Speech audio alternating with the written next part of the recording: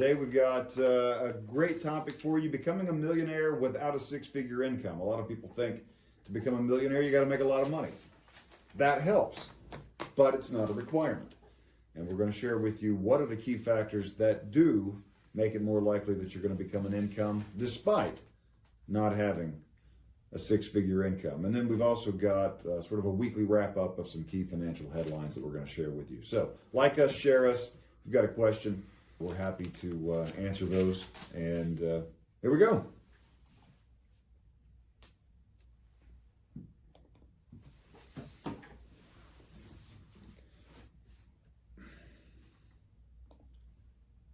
Welcome to the weekend. And okay, what's going on here? Why is it doing that?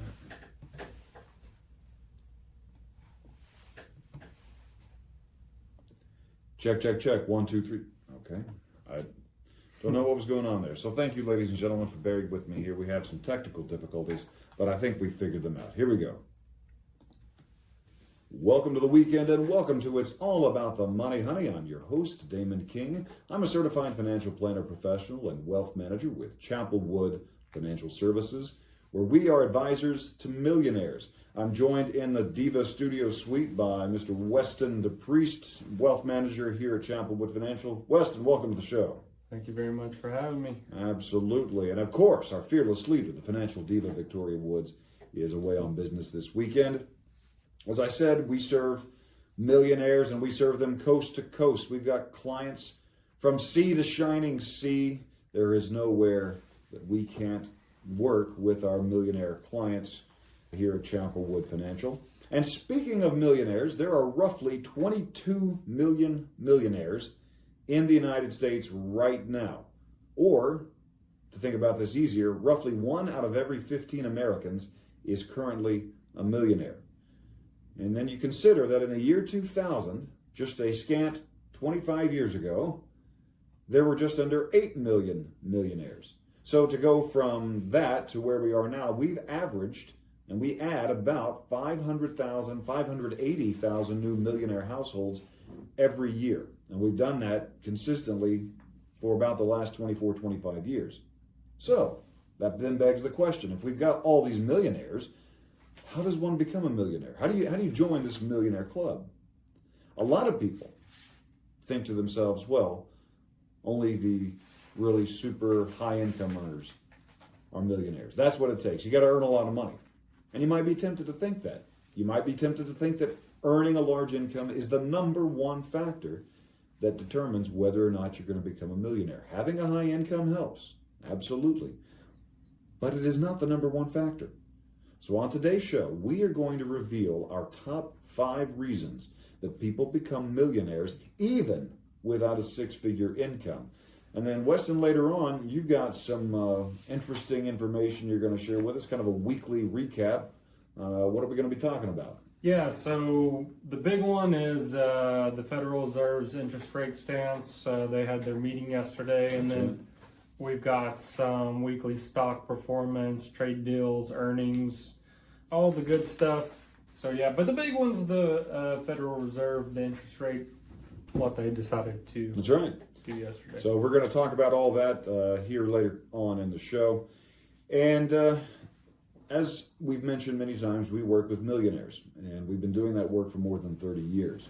So right now we want to offer something very special to those of you who are millionaires. For the next 10 of you that text us right now, if you've saved at least $1 million in your retirement and investment accounts, cash, 401ks, CDs, IRAs, brokerage accounts, that sort of thing. If you've saved at least $1 million in that type of money, we are going to offer a complimentary financial review of your entire financial plan. All you have to do to qualify for this is text the word PLAN to 405-348-0909 right now. Now, there's no cost for this review of your current retirement plan. We offer this because we want you to have an education about your money to be able to make the best decisions that you can. And we found that most people don't have a true understanding of 3 key things. They don't know why they're invested the way they're invested. They don't understand how much risk they're taking on and how that relates to how much risk they want to take. And most importantly, they have zero clue about what their odds of running out of money in retirement are. When you text that word plan to 405-348-0909, you'll get a link. You can schedule an initial 30-minute phone call with us. That begins the process. And when you schedule that, and then you come and sit down with us, you're going to get answers to those three questions. Why are you invested the way you're invested? How much risk are you taking on, and what are your odds of running out of money? So again, if you're one of the next 10 people to text the word plan, you've saved at least $1 million for retirement. Text the word plan right now to 405-348-0909. You can get that link. Schedule your initial 30-minute phone call with our Director of Client Services, Meg Wiest, and that begins the process. And we cannot wait to speak with you soon. So what does it take, Weston, to become a millionaire? Luck, right? It's all luck. Yeah, it's all luck. You got to win the lottery, get lucky, be born into a rich family. That's what some people think. That's what some people think. And a lot of people also think it takes a six-figure or more income. You got to earn a lot of money to become a millionaire. And as we said, that helps, okay? But there are plenty of people that are millionaire. Like we said, there's 22 million millionaires in the United States right now. And the vast majority of them did not win the lottery. They weren't born into a rich family. And they don't earn six-figure income. So how is it they are becoming millionaires? There are 5 key reasons that we have seen in our work with millionaires. And again, this isn't something we just read about. We see this consistently with the millionaires we work with over and over. So these are the 5 things. Number 1, financial discipline.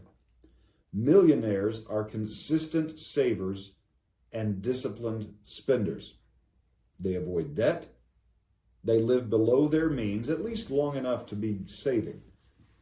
And then they prioritize saving and investing over immediate gratification, even when their income isn't high.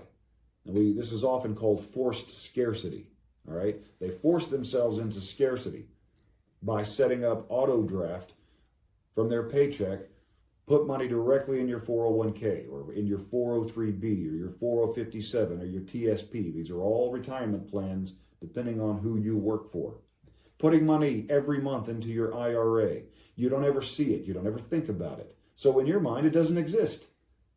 And you're not tempted to spend it. That's what people who become millionaires who don't earn significant incomes do.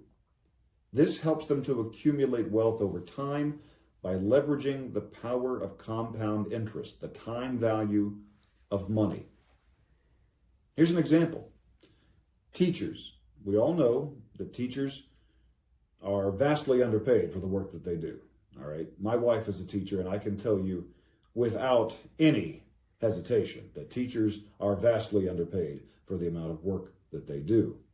But did you know that teachers are the 3rd most likely profession to retire as millionaires? That's kind of shocking, isn't it? Yeah. Think about that. The median teacher income in the United States is about $60,000, a little over $60,000. But there are a couple of key reasons why teachers are the 3rd most likely profession to become millionaires. Number 1, many of them start early, right out of college, into their 20s, and they work their entire careers into their 60s. And most teachers have state pensions, teacher retirement, which provides a significant source of income for them. But they're really good at practicing the principle of financial discipline, forced scarcity. They put money aside. They've learned to live on not a lot of money, because they often don't make a lot of money, but that consistency every month, investing, saving, and they retire as millionaires. We've seen it. We work with lots of teachers here at Chapelwood that are millionaires. So financial discipline is the first key to becoming a millionaire. Correct. Yeah, and one of the most important things for compounding your investment is the long-term game. Like the long-term investing, building wealth comes less from earning a high paycheck and more from consistently investing and appreciating assets like stock, real estate, retirement accounts. You got to invest for the long haul. That's right. Even on modest incomes, regular investment can grow significantly over decades. For example, if you've invested $5,000 a year, beginning at 25 for 40 years, and earned a reasonable 8% return, you'd have $1.2 million by the time you're 65. So, $1.2 million. Yeah, I mean, basically 1.3. Yeah. So, now that number may not be adjusted for inflation. Yeah. All right, over that period of time. But you're saying starting at 25, maybe right out of college or something like that, and you work for 40 years, and you save $5,000 a year. Now, what is that? So $5,000 on a $50,000 income, that's putting 10% of your salary into retirement. And a lot of you, whenever you get into work, what do? You save 15%, okay? So it's not outside the realm of possibility. Or to put it another way, that's, what is that, $5,000, that's a little over $400 a month, all right? And, so, I mean, it adds up pretty quickly over time. Yeah, and I would say start as quickly as you can, because if you look at like a chart of compounding investments over time, like there's a huge difference in, like, if you look at just 30 to 40 years, that 10-year gap, you can add a substantial amount of wealth in that 10-year period. Yeah. And something, I would tie two things together, the long-term investing and the financial discipline. It isn't just about starting. And let's say you start investing $100 a month. You could do that for 40 years, get 8% or whatever, and still save a lot. But the people who really retire well, they increase that contribution as their income goes up, right? Yeah. So they're disciplined so that every time they get a raise, they throw more towards the retirement saving. And that's why it's a good idea to just target a percentage. Because if it's a percentage, 15%, whatever, well, then it's always going to be 15% of whatever you're making. Your contributions, your saving will automatically go up. Yeah. Yeah, and like you said, you have to be extremely disciplined, because you get that good raise, and it's that nice boat starts talking to you. The boat, or the new vehicles, or I just gotta have that $10,000 new television that's the size of the wall in my house, and of course I've got to have the surround sound speaker system that goes with it. Or yeah, I know I just bought my new phone last year, but the latest phone came out today, and I got to have that one. Yeah, and if you bundle it with the iPad and Apple TV and all those things, they'll give you a 10% discount. That's right. But meanwhile, it's still going to cost you $3,500 to do it. Right. So, again, we're not saying don't enjoy the fruits of your labor. In fact, we tell our millionaire clients all the time, spend some money. What are we doing that's fun? Let's go out. But you see, they've already arrived. They're there. When you are on the journey, that's the time to have discipline. Practice a little bit of delayed gratification, because in the long run, it'll pay off, and you'll get there a lot faster. Here's another one, and I certainly believe in this, and Weston, I know you do too, and it's the whole reason we created Chapelwood University, which is the educational branch of Chapelwood Financial. That is because we know that millionaires have a commitment to lifelong learning. Self-made millionaires never stop learning. They never think to themselves, I know it all. Nobody knows it all. Not even Warren Buffett knows it all. Millionaires actively seek out knowledge through books, attending educational courses like the ones we teach here locally at Francis Tuttle Technology Center, or even online. We teach online and have reached thousands of people across the country through our online courses on Zoom. Millionaires are focused on networking. If you want to be rich, then hang around other rich people. If you look around the room and you're the richest, most popular person in the room, you probably should find a new room, right? You don't want to be the richest person. You want to hang around the richest people so you can be like them. Millionaires also look out for new experiences. In fact, Weston, I would say that while millionaires have a lot of material wealth, material goods, nice houses, nice cars, because they can afford it, I still believe that millionaires at a certain point stop focusing on accumulating things, and they accumulate experiences, the travel, that sort of thing. They use all this knowledge to create new opportunities, new wealth. They adapt, and they improve their earning potential and their investment strategies. The more money you have, the more investment opportunities are going to come your way. Oh, and by the way, millionaires do something that a lot of non-millionaires don't. They don't watch very much TV. In fact, the average millionaire watches less than 1 hour of television per day. So if you're not watching TV and you're reading instead, you're expanding your mind instead of filling it with all the junk that's out there on television. Yeah, I know, like when I read more, I can definitely tell a difference in my vocabulary. Oh, yeah. I start using bigger words. That's right. And you start thinking differently. Right, yeah. You know? Yeah, you can, like, it really does improve, like, your cognitive ability to think of things. It's exercise for your brain. Right. And you don't really think about that, but it is true, at least for me anyway. But yeah, big thing millionaires do, goal setting and planning. They tend to set clear goals, create detailed plans, and follow through persistently. Rather than waiting for luck, they visualize their success and break objectives into actionable steps that guide their daily habits and financial decisions. And I would say that those steps are very simple steps. They take some action every day to get towards their goals. And even if that's just one phone call today to call about this business deal and what's the status, just something like that. And then finally, millionaires exhibit resilience. They have a positive mindset. They see setbacks as opportunities to learn instead of as failures. Even if you were to go off and start your own business, what if your business fails? What if you don't make it work? Do you hang your head in failure and abject defeat? For a while you might, but if you're a millionaire and you want to become that, you look at that as, you know what? That didn't work.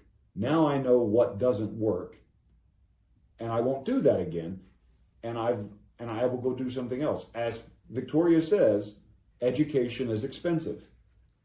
And if you want something that's going to be of value, failure is one of the greatest teachers out there. And millionaires have failed a lot. By the time they become millionaires, they have failed probably more than anybody else. And you've even got a little saying from Teddy Roosevelt in your office, Weston, about failure. And it's called The Man in the Arena, right?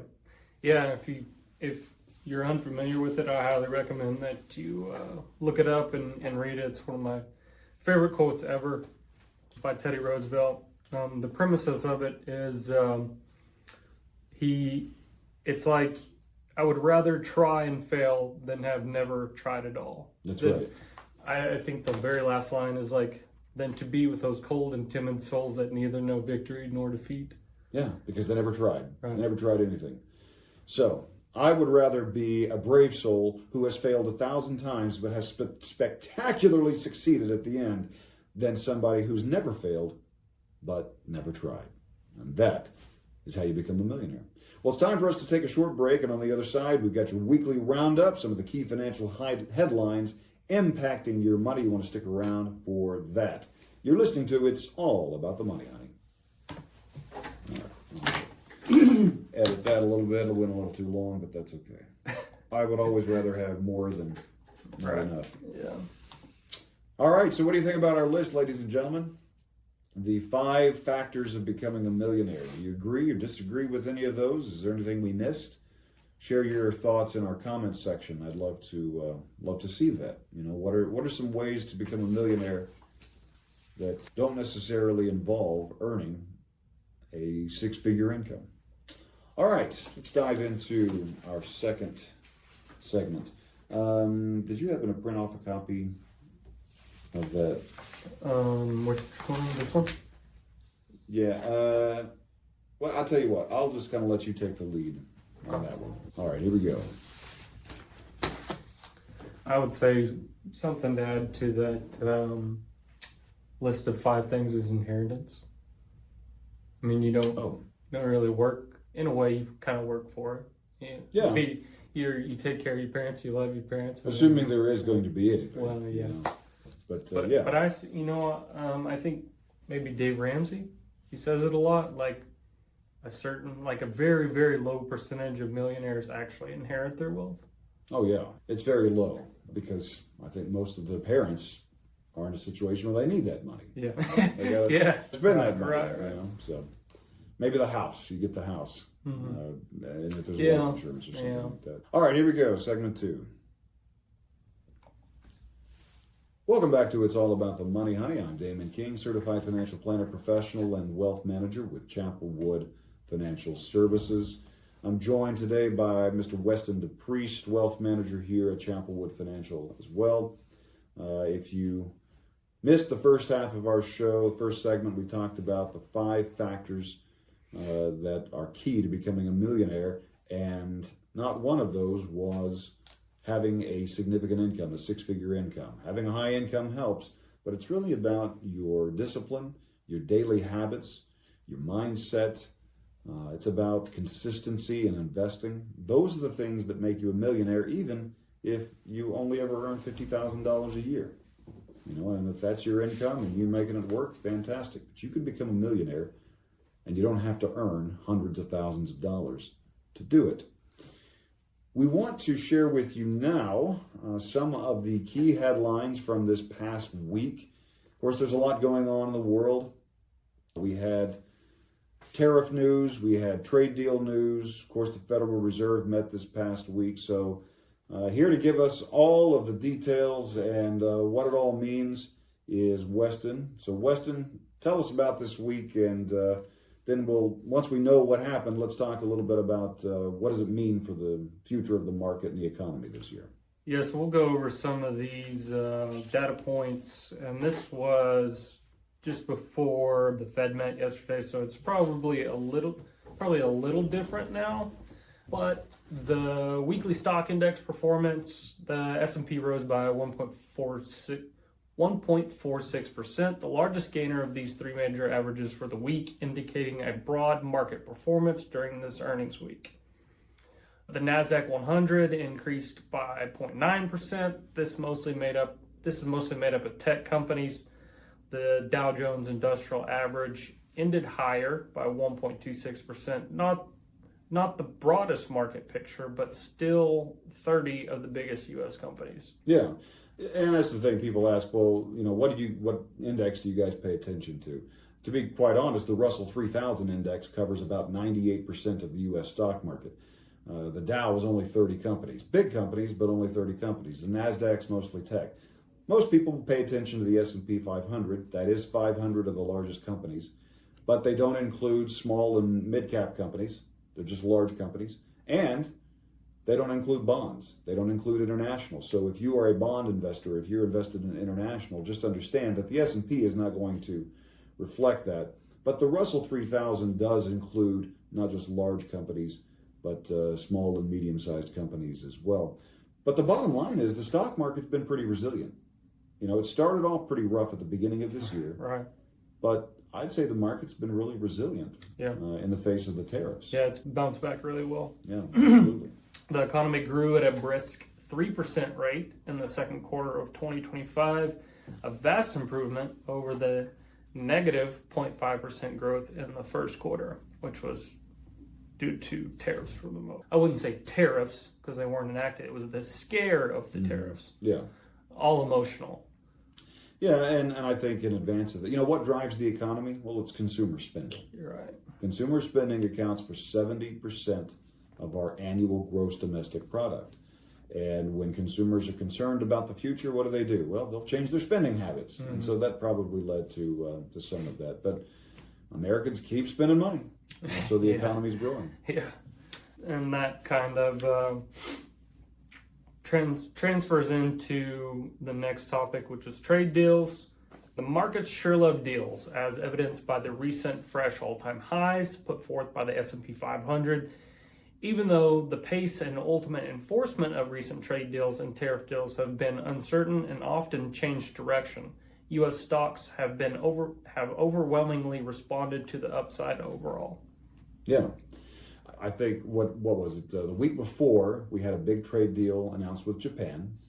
And then just this week, I don't know that the trade deal was actually signed with the European Union, but I think one has been reached in principle. So that was kind of the big news, that there's a trade deal. The bottom line is, do tariffs raise prices? Yes, they do. If the tariffs stay in effect and stay at elevated levels for a longer period of time, Could that increase inflation? Yes, it could. But right now, the U.S. consumer, like we just said, seems to be unfazed. People keep spending money. Yeah. The economy's growing, and unemployment is still relatively low, at around 4.1%, something like that, which means you got a lot of people working, a lot of people with discretionary income that they can then go spend. So the tariffs absolutely are hurting a lot of people, particularly if you're lower income. So we're not going to pretend like it has no effect. But for the vast majority of Americans, and certainly for the market and the economy, it's so far being absorbed and overcome. Yeah. And just this week, a imminent trade deal with Europe was announced as well. So that's encouraging. And then the next thing we'll go over is earnings. As of the time of writing, 34% of the S&P 500 companies have reported their results for Q2, with 80% exceeding their earnings estimates. This exceeds the 5-year average of 78% and the 10-year average of 75%.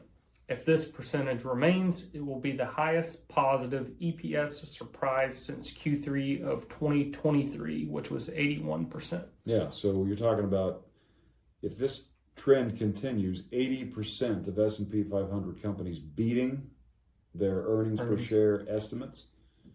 That's a very positive sign. It means that a lot of companies are making profits. And why do you own stocks? Why do you invest in stocks? You invest in stocks because you want their prices to go up. You want them to go up in value. Well, companies that are profitable and turning a profit, and those profits are going up, those earnings are going up, makes those companies more valuable. So companies whose earnings are going up, their stock prices tend to follow. So that's a sign of a healthy, growing economy and a growing market. Right. Overall, earnings are 6.1% above estimates, below the 5-year average of 9.1 and the 10-year average of 6.9. These historical averages reflect all 500 companies and not those who have just reported to date. Yeah. So there's a chance that even more could come out. Right. Yeah. And then I think 2 of the Mag 7 had their earnings yesterday. Is that right? Or was it the day before? It may have been the day before, but I knew this week, it was a pretty big week for some of those magnificent 7 companies. Which ones? Apple? And Meta. No, Microsoft and Meta. And Microsoft and Meta, which is Facebook, were this week. But I think Apple and Amazon were this week as well. I haven't seen, what their earnings reports were. Haven't heard that.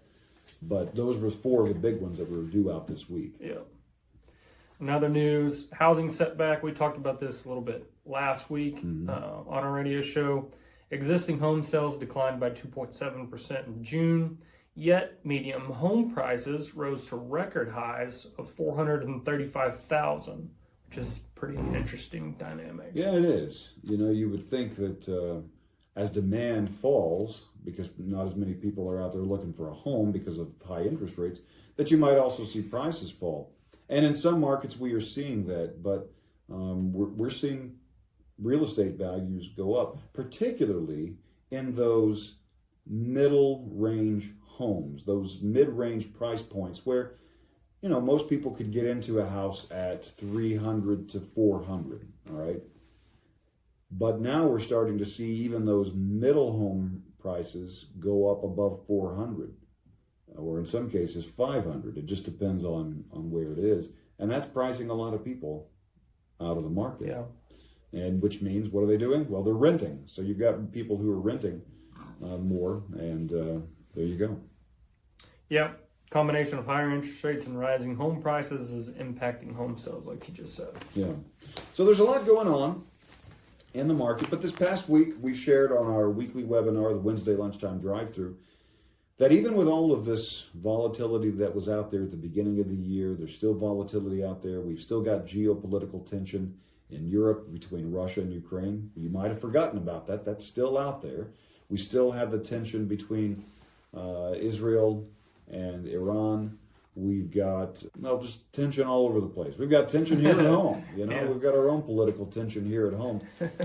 Yet, the market, the economy, the American consumer have been very resilient. And that's one thing you need to keep in mind, ladies and gentlemen, is that you may pay attention to politics. It may make you angry. It might make you happy. You may think that it is extremely important, and it is. But when it comes to the market, when it comes to the economy, the stock market, Wall Street largely doesn't care what happens in Washington, D.C. It doesn't. All right? Wall Street cares about three things. It cares about interest rates, taxes, and government regulation. Those are the three things it cares about, because those are three things that can actually impact the underlying mechanisms of the stock market and the economy.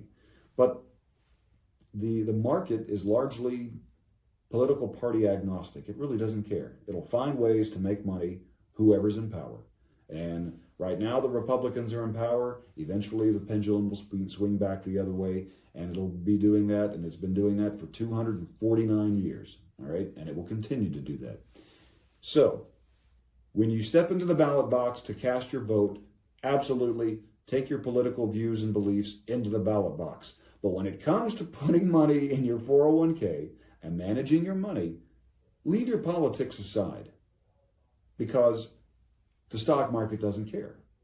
All right? The market makes money when Democrats are in control, when Republicans are in control. It doesn't matter. Not usually. Unless there's something that the market really cares about, as I said, taxes, interest rates, and government regulation. Right. So what else has been going on, Weston? Anything that you're tracking, talking with clients? And, one thing that I think that is really interesting is that you're going to be teaching with Francis Tuttle Technology Center this fall. And we've got a couple of new classes that you're going to be launching for business owners, small business owners. Yeah, pretty exciting.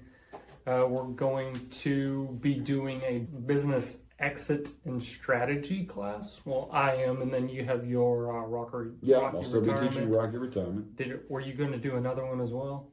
Yeah, actually, we're going to be teaching a class, offering a new class, What's in the Big Beautiful Bill. Oh, right. So the big tax bill that came out, there's a lot more in it than just taxes. But we're going to be talking about the tax impacts of that. But we know a lot of you listening are small business owners, whether you are early in your journey of starting your business, or you're looking to exit your business in the next 5 years. So you've got two classes coming up this fall at Francis Tuttle Technology Center in Oklahoma City. We'll be talking more about it as we get closer. But one of those, you said an exit strategy, so I think exiting on your own terms. Right. Is one of those. I know a lot of business owners, especially small business owners, have based most of their retirement strategy on being able to sell their business. Yeah, that is their retirement plan, right. Which is a good strategy in sense, but a lot of people don't realize that their business probably isn't worth as much as what they think it is.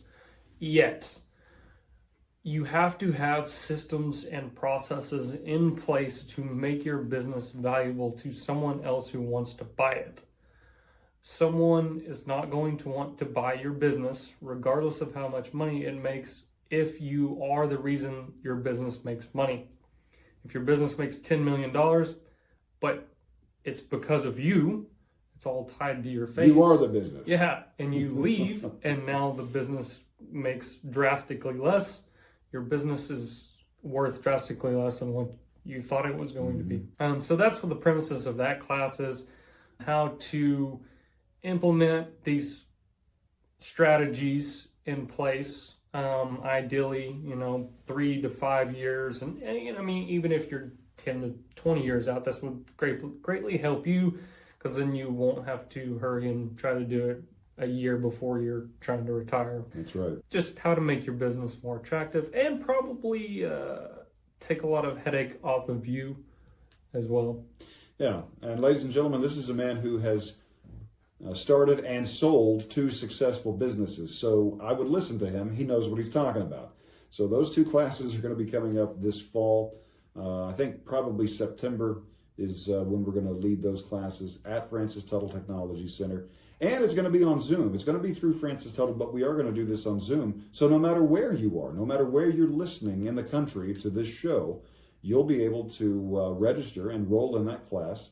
And you'll be able to catch it on Zoom. So that's kind of cool. We've mostly done our Right. classes in person, but we're going to be doing these on Zoom so that we can reach more people. So we're excited about that. And excited about entering the second half of 2025. First half has been pretty good, and it's looking forward to the next half of 2025.